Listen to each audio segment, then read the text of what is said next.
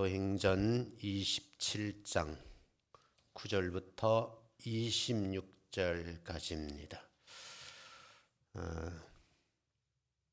9절부터 12절까지만 같이 한번 합독을 하도록 하겠습니다. 같이 한번 읽습니다. 시작.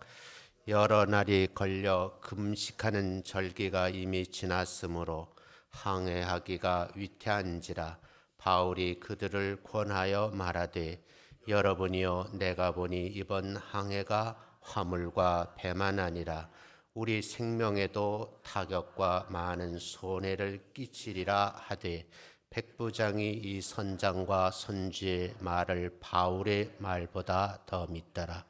그 항구가 겨울을 지내기에 불편하므로 거기서 떠나 아무쪼록 베닉스에 가서 겨울을 지내하는 자가 더 많으니 베닉스는 그레데 항구라. 한쪽은 서남을 한쪽은 서북을 향하였더라. 아멘. 옆 사람과 같이 인사하겠습니다. 만나 뵙게 돼서 반갑습니다 라고 인사합니다. 다시 한번요, 우리 함께 은혜를 나눕시다 라고 인사합니다. 미국 매사추 연해 인근에서 잠수함이 충돌하는 사건이 일어났어요. 꼼짝없이 승무원들이 잠수함에 갇혀서 생명의 위협을 받게 된 거죠.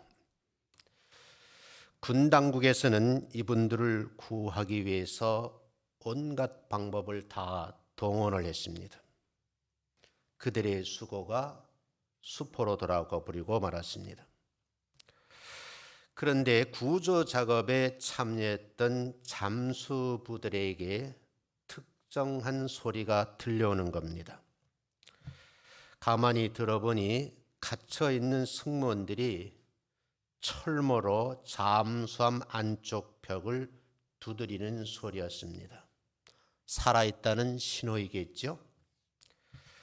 두드리는 소리를 분석해 보니 알파벳에서는 모르스 부호입니다. 혹시 여러분들은 모르스 부호를 아시는지요?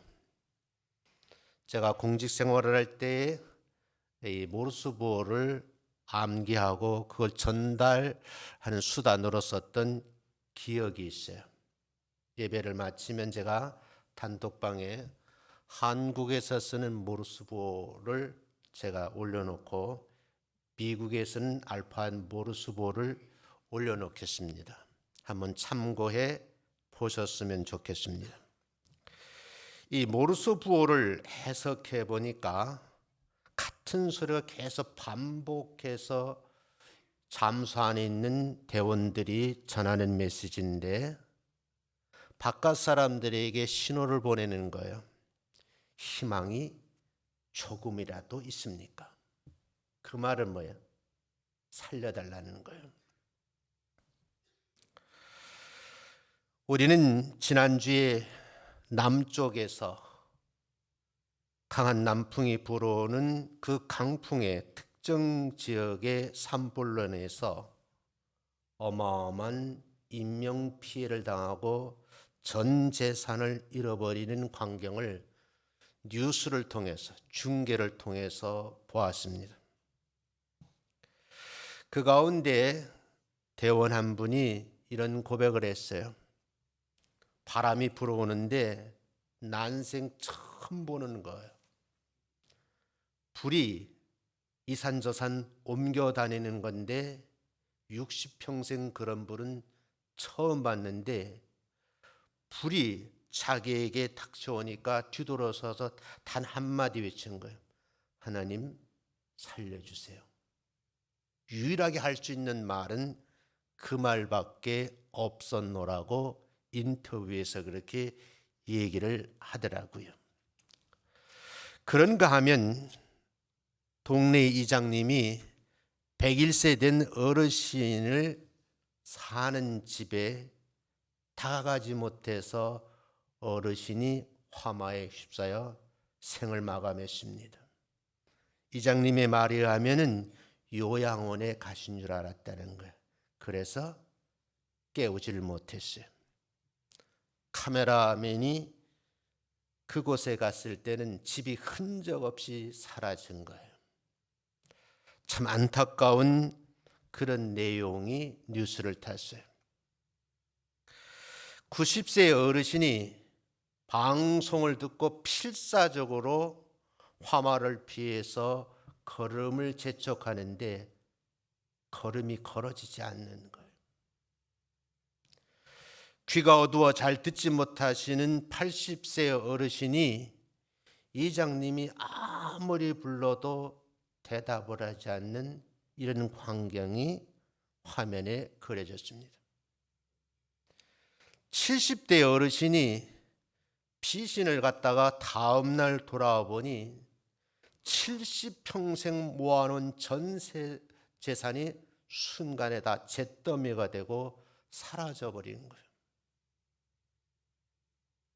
60대 산불 진화대원이 산속에 들어갔다가 용광로처럼 타오른 산불을 보고 살려달라고 기도를 하는 거죠.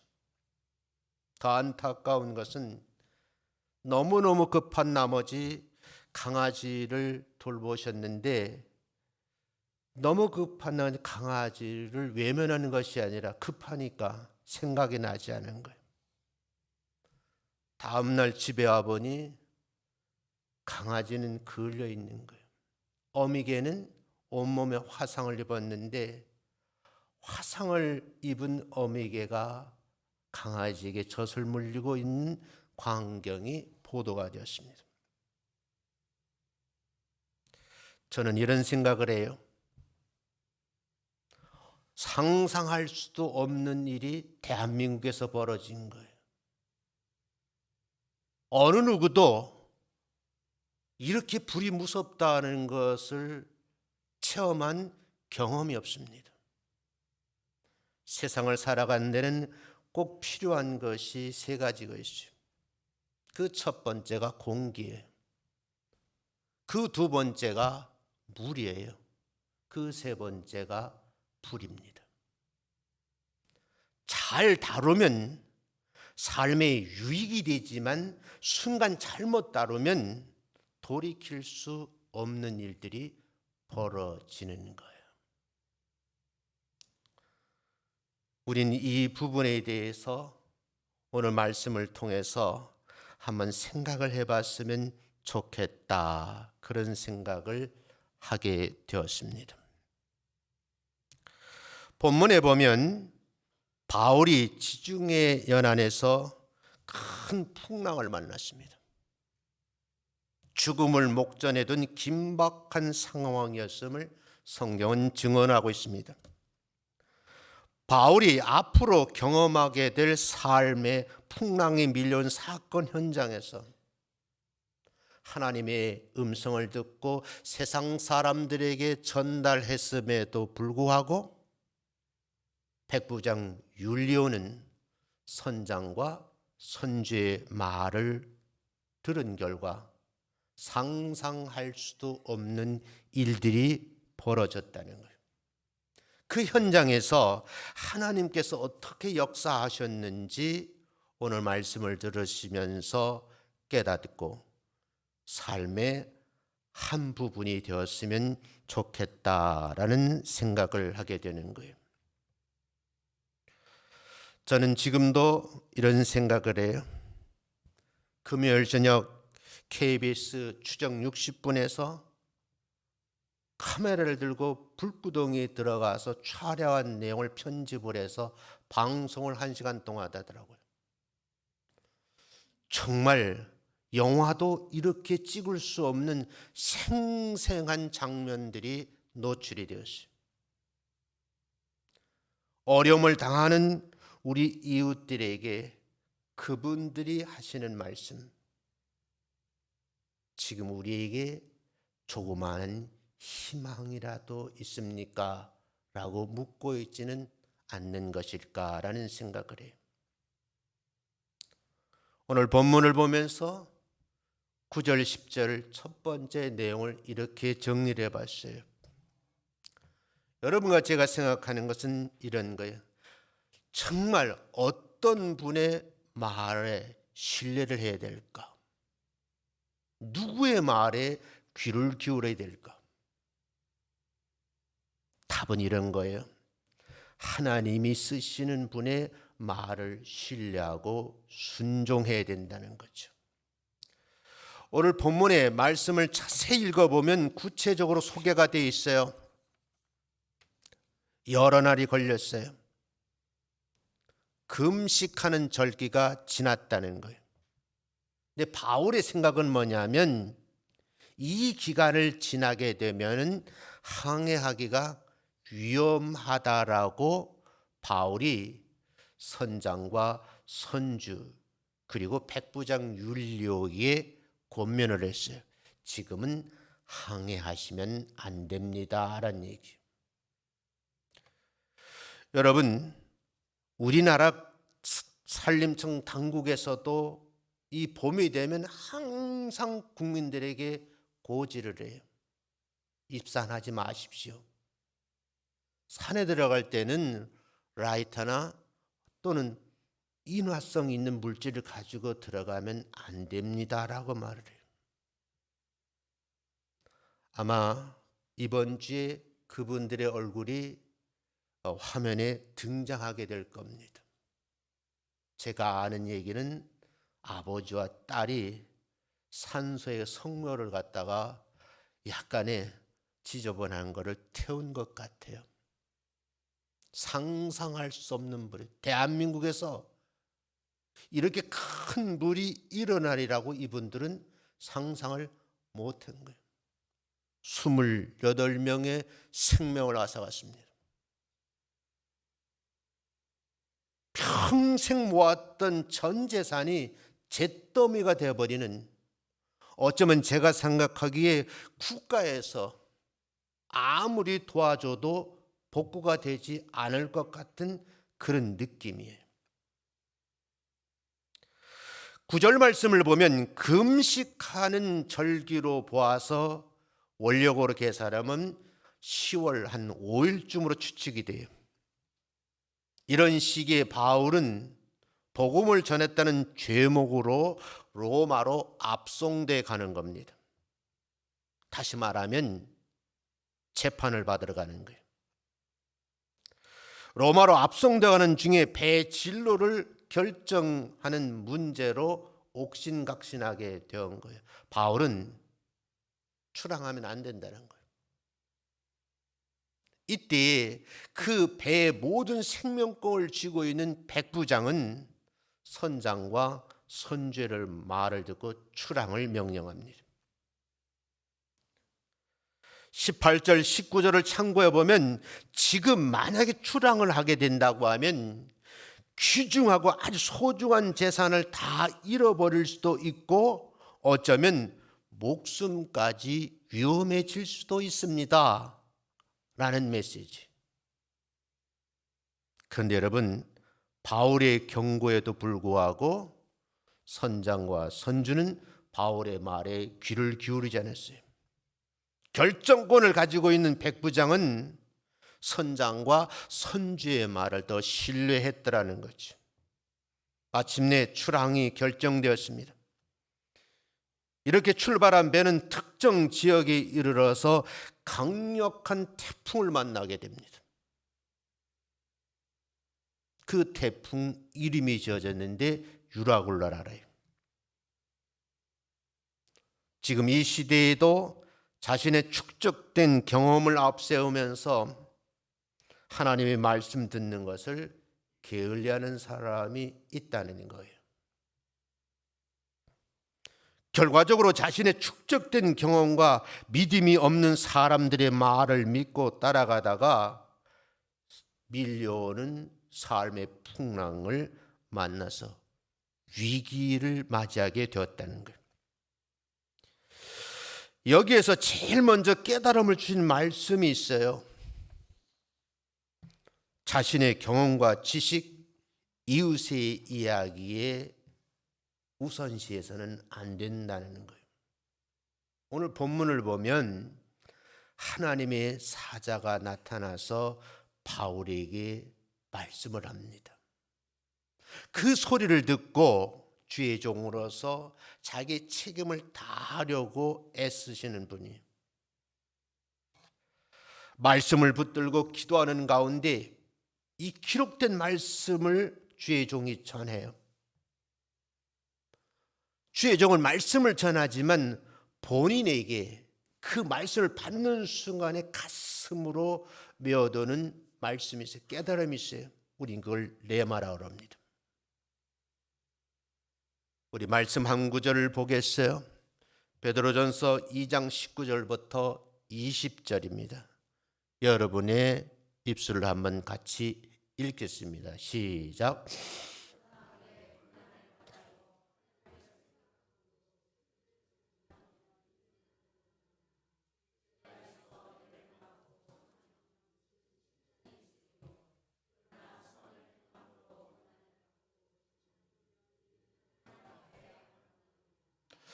이 내용을 표준 세복력 성경으로 제가 다시 읽어드리겠어요.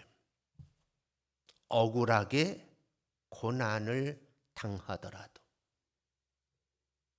하나님을 생각하라는 거예요.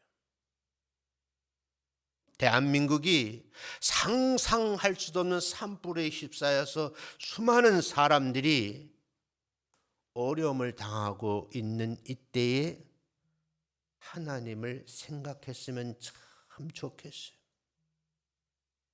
산불을 진화하기 위해서 산속으로 들어갔다가 불어오는 바람에 역풍을 맞은 겁니다. 뒤돌아서서 어찌할까 본인이 할 수 있는 일이 아무것도 없어요. 뒤돌아서서 외마디 기도한 거예요. 하나님 살려주세요. 19절은 이렇게 말씀을 하죠. 그 괴로움을 잘 참는 것이 뭐야?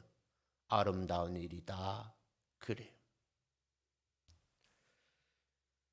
부당한 고난당함을 받을 때 그때에 하나님을 생각을 하라는 거죠. 아니, 생각을 해야만 한다는 거예요. 이걸 영어 성경에는 when you experience라고 그랬어요. Suffering, you must think. 생각을 반드시 해야 된다. 안 하면 안 된다는 거예요. 누구를? of God. 하나님을 반드시 생각을 해야 돼요. 말씀 따라 살아가는 성도들은 여러분 이 말씀에 귀를 기울이시는 복받은 성도가 되시기를 주의 이름으로 축원합니다. 두 번째, 그럼에도 불구하고 포기하지 말라는 거예요. 주의 종의 말을 듣지 아니하고 세상 경험 지식을 가지고 있는 선장과 선주의 말을 들었어요. 그 말을 들은 결과는 뭐예요? 남풍이 불어오니까 얼마나 좋았겠어요. 지중해 연안이니까. 앞으로 어떤 일이 벌어질 줄을 모르는 거예요. 근데 여러분, 바람이 불어오기 시작하자 선원들은 돛대를 올려요. 그리고 힘껏 바람을 이용해서 항해를 시작합니다. 근데 어느 순간 사람의 힘으로는 이겨낼 수 없는 현실의 풍랑의 문제가 밀려 들어오는 거예요. 저는 이 분을 보고 불순종의 결과다 그렇게 생각해요. 바울이 말한 대로 소중한 전 재산을 바다 한가운데로 버릴 수밖에 없는 상황이 벌어진 거예요. 이런 쓰라린 경험을 하고 싶지 않은 거죠. 왜? 그 배에 수많은 사람이 탔는데 많은 사람들이 하나님의 사자의 음성을 듣고 그 말을 전하는 복음 전도자 바울의 말을 듣지 않았을까? 본문 18절부터 20절 같이 한번 읽어보고 이렇게 기록이 되어 있어요.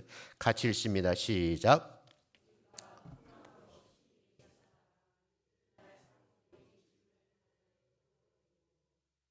여러분 보세요. 18절 다시 보세요. 잘 보세요. 우리가 풍랑으로 심히 인간의 한계를 느낄 정도로 애를 써봤지만 그 다음 하루를 못 버티고 그 다음 날 내가 버린 것이 아니라 사공들이 그렇게 소중하고 귀중한 내 물건들을 다 바다 한가운데로 버리게 된 거예요. 하나님의 말씀에 우리가 순종하지 않으면 그렇게 될 수밖에 없다 하는 상황을 우리에게 전해주고 있는 거예요. 19절 말씀을 보면 그래요. 사흘째 되는 날에, 그러니까 출항한 지 3일째 되는 날에 이들은 자기 스스로 이제는 배를 운항할 수 있는 장비들이 있거든요. 그 배 장비마저 바다 한가운데에 자기들의 손으로 던져버릴 수밖에 없는 상황이 됐어요. 소중하고 귀중한 거 다 버렸어요. 배를 운항할 수 있는 모든 장비를 다 버렸어요. 그런데 여러분, 그 다음 20절을 보면 여러 날 동안이라 그래요.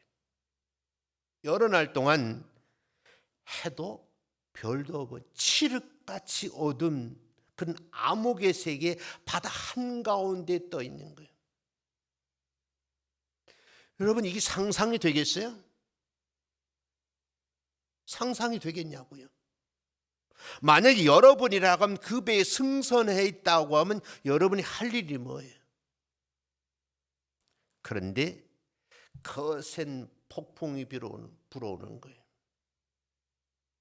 사람들이 마지막 생각하기를 이제 우리 생은 끝났구나, 그렇게 생각하고 제가 좀 의역을 하면 물고기 밥이 되는구나 하는 그런 생각이 드는 거예요. 절망 상태죠. 우리는 극한 어려움을 받게 되면 삶의 통증으로 하는 고통으로 결론을 짓는데 포기하고 싶다는 거예요. 이건 인생 끝이구나. 내 힘으로도 안 되고 주변의 전문가들, 선원들의 힘으로도 안 되고 이제는 자연의 힘도 이용할 수 없는 상황이니까 포기하는 거예요. 소망이 사라져 버렸어요. 이제는 그 배 안에 있는 사람들 사이에서도 관계가 끊어지고 삶을 포기하게 된다는 현실적인 문제에 부딪혀 버린 거죠. 저는 이렇게 말씀드리고 싶어요. 그 문제 속에 매몰되면 안 돼요. 그 문제를 해결하려고 뛰쳐나올 수 있는 용기가 필요하다는 거죠. 제가 미국 잠수함이 부딪힌 사고를 얘기했잖아요. 그 잠수함에 갇혀있던 승무원들처럼 쓰고 있던 철모를 벗어서 안쪽에서 신호를 보내는 거예요. 그게 모르스 부어예요. 그 소리를 전문을 공부한 사람들은 해석이 가능해요. 계속 사인을 보기를 밖에 희망이 보이는가, 조금이라도 보이는가. 다시 뭐요? 똑같은 불호수보로 알려달라는 거죠. 희망을 품고 있는 사람은 어떤 고통도 이겨낼 수 있는 줄로 믿습니다. 대한민국이 그 경북지방 일대 바람이 의성이라는 곳에서 발화가 돼가지고 동쪽으로 옮겨가는데 상상할 수도 없는 거예요. 탈출하는 사람들이 차를 몰고 가는데 고속도로 양쪽에서 불이 옮겨 붙기 시작하는데 저도 이 나이 먹도록 처음 보는 불이에요. 불덩어리가 하늘을 날았는데 이 산에서 저 산으로 옮긴다는 말을 듣기는 들었지만 본 적이 없잖아요. 실제 방송국 카메라에 잡혔는데 이 산에는 불덩어리가 휙 날아가 건너편 산으로 옮겨가는데 그 마을 주민도 70평생, 80평, 90평생 한 번도 본 일이 없어요. 그렇게 큰 불을. 이분들은 지금 말하고 있는 거예요. 뭐라고 말할까요?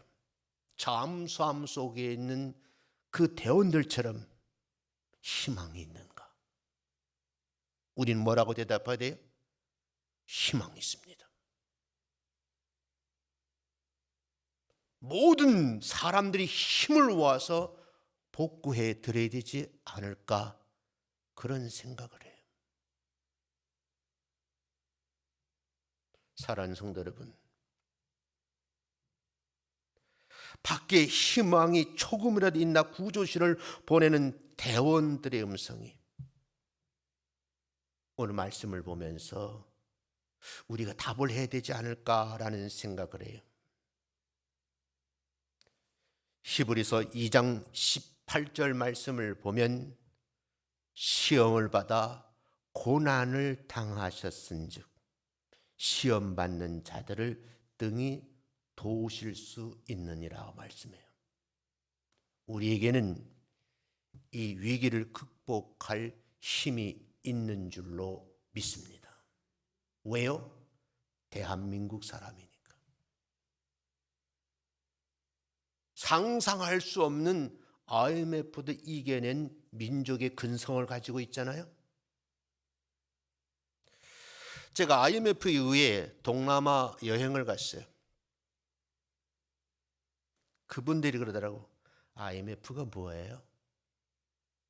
나라 경제 수준이 워낙 밑바닥이니까 나라가 휘청거려도 백성들은 못 느끼는 거예요. 그냥 주변에 있는 거 물고기 몇 마리 잡아먹으면 되고 그냥 산속에 들어가 짐승 잡아먹고 사는 사람들이니까 IMF가 뭔지를 모르는 거예요. 근데 우리나라는요, 이게 뭐 어마어마한 어려움을 당한 거예요.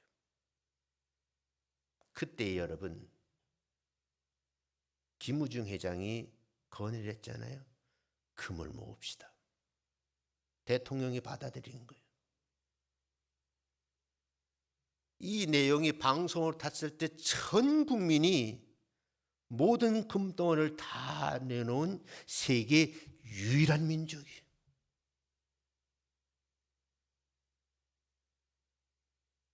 지금 어려움에 처해 있어요. 통치권이 제대로 지금 힘을 발휘하지 못해요. 이때는 국민들이 하나로 뭉쳐야 되는 거예요. 그러기 위해서 어떻게 해야 되겠는가? 본문을 보니 인생의 탓을 세상에 내리지 말고 하나님께 내려야 된다는 거예요. 풍랑이 일어나 가지고 있던 것들 스스로 다 바다에 던져버렸어요. 배는 산산조각이 납니다. 삶의 장에 밀어닥치는 풍랑을 견디기가 힘들어요. 이때 우리가 해야 될 일이 무엇일까? 우리가 할 일은 소망을 품고 하나님께 탓을 내리는 거예요. 여러분, 배가 바다 한가운데 정지해 있으려면 큰 탓을 내리더라고요. 바다 한가운데 내리는 것이 아니라 우리 인생의 항해에서는 그 탓을 하나님께 내려야 된다는 거예요. 그리고 기도하는 겁니다. 너무 힘들어서 이제 내 인생의 마지막이라고 생각하는 분이 계시지는 않는지 저는 말합니다. 마지막이 아닙니다. 제가 작년 3월 달에 공식적으로 우리 허 목사님에게 목약을 이양하고 건강검진을 받았어요. 검사 결과를 받아들였어요. 그 의사는 나보고 위암입니다 그러더라고. 지금까지 우리 사람에게 말 안 했어요. 그리고 저는 필리핀으로 떠났습니다. 저는 그렇게 생각했어요. 위암도 이길 수 있다. 사랑하는 성도 여러분, 내 생명을 붙잡고 계시는 분이 난 하나님이라고 믿는 주의 종입니다. 살려주시는 분도 하나님이시고 데려가시는 분도 하나님이시고 그리고 1년 후에 다시 내시경 검사를 했어요. 괜찮다고 그러더라고요. 근데 내가 한 가지, 위암이라는 소리를 들으면서도 제 생각에는 얼굴에 그늘이 있으면 안 되지 하는 생각이었어요. 저를 쳐다볼 때마다 내 그런 내색을 한 적이 없습니다. 왜? 내 인생의 탓을 하나님께 내려놓았기 때문입니다. 7일 만에 불길을 잡았다고 어쩌냐긴 99%라고 그러더라고요. 1%의 불이 다시 어떻게 될는지 알 수가 없는 거예요. 저 예식장에 전철 이용했거든요. 전철까지 가는데 바람이 얼마나 세게 부는데, 야, 이 바람에 불길이 붙으면 이렇게 되는 거구나. 바람의 무서움을 알게 됐어요. 그리고 저는 기도하기로 했습니다. 왜요? 한 등성이에 그 흙무덤 이런 거 붙잡고 있는 것들이 나무들이잖아요. 나무들이 다 타버렸어요. 우리는 불의 재앙을 보았다고 하면 곧이어 물의 재앙을 받을 수도 있어요. 불은 태워버리면 끝이지만 물의 재앙은 지형을 완전히 바꿔버려요. 우리 몇 번씩 경험했잖아요. 이 위기가 또다시 닥쳐올 수도 있다는 거예요. 그런데 여러분, 오늘 성경에 보면 바울이 이렇게 말합니다. 모든 소망을 다 잃어버린 배 안에 있는 모든 사람을 세워놓고 내가 하나님의 사자의 말을 들었습니다. 사자의 말을 들었다는 거예요. 그 내용이 뭐라고 말을 하고 있어요? 첫 번째는 내 말 안 들은 것이 화근이었습니다. 그것이 뭐냐면 21절에 보면 이렇게 되어 있어요. 여러 사람이 오랫동안 칠흑 같은 어둠 한 바다 한가운데서 먹을 것이 없어서 굶었어요. 굶주린 사람들 앞에 서서 말을 했어요. 여러분들이요, 출항할 때에 내 말을 듣고 그레데를 떠나지 않았다라고 하면 이런 어려움을 당하지도 않고 많은 손해를 입지도 않았을 겁니다.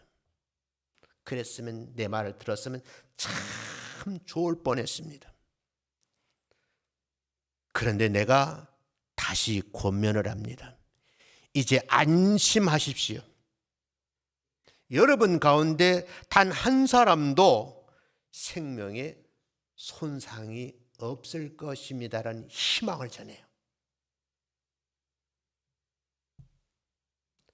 손해본 건 가지고 왔던 짐들, 배뿐이에요. 그러면서 하는 말이, 내가 속한 바, 내가 섬기는 하나님의 사자가 어젯밤에 칠흑 같은 그 바다 한가운데서 힘들어 모든 사람들이 있는 그 한가운데 바울 곁에 와서 말씀을 들려주더라는 거예요. 들려준 말씀이 24절에 기록이 되어 있어요. 바울아, 두려워하지 말아라.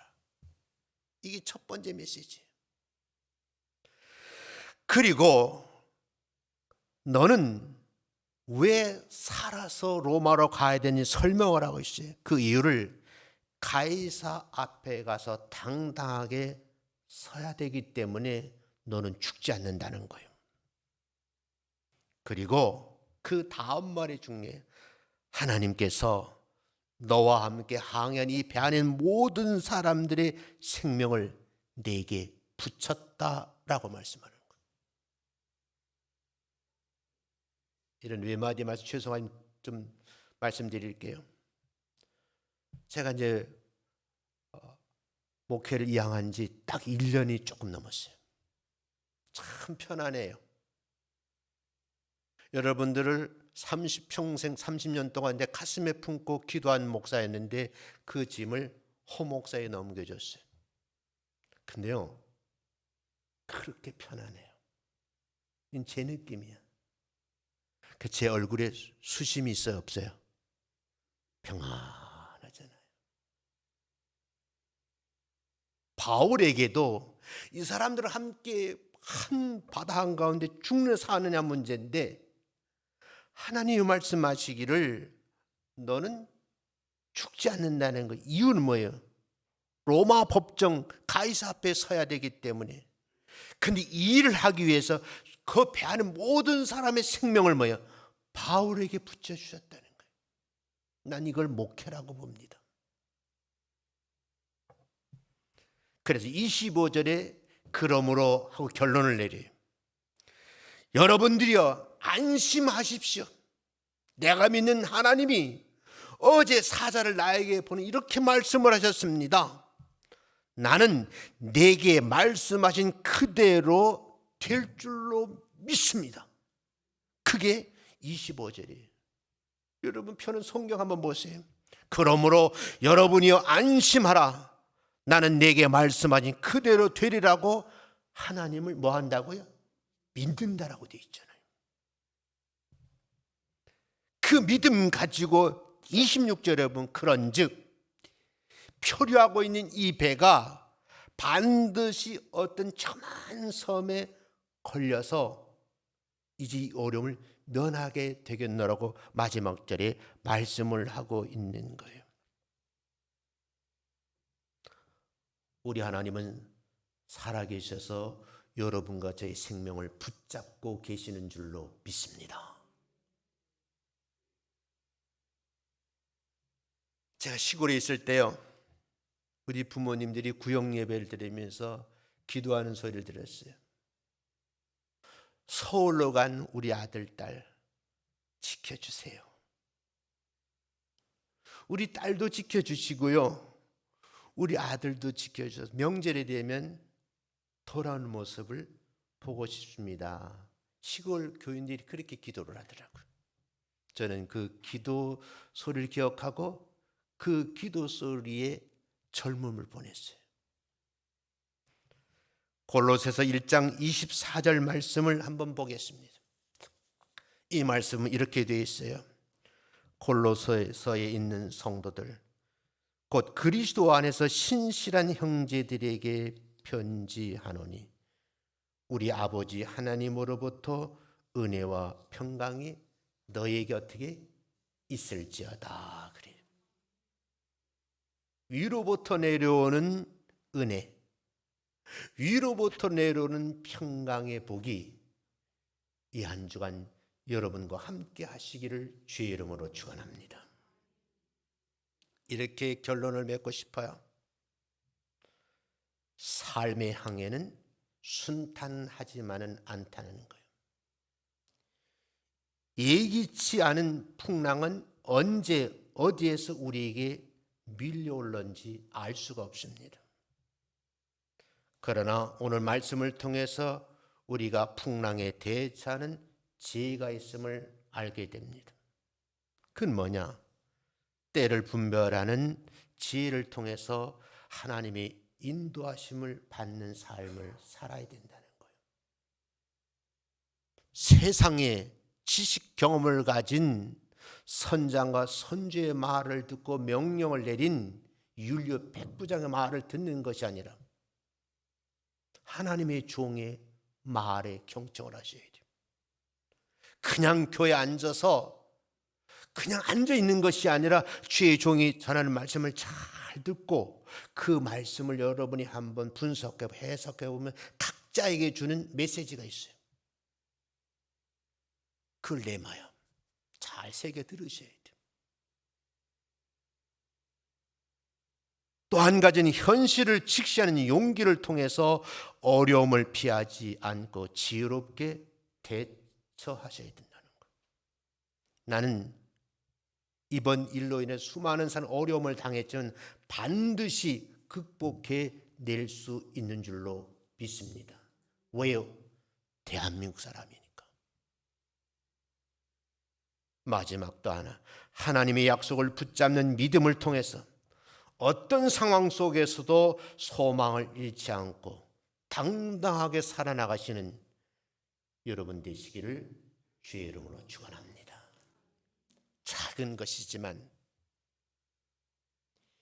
이웃을 위해서 손을 내밀 수 있는 그런 믿음의 사람들이 되시기를 주의 이름으로 축원합니다.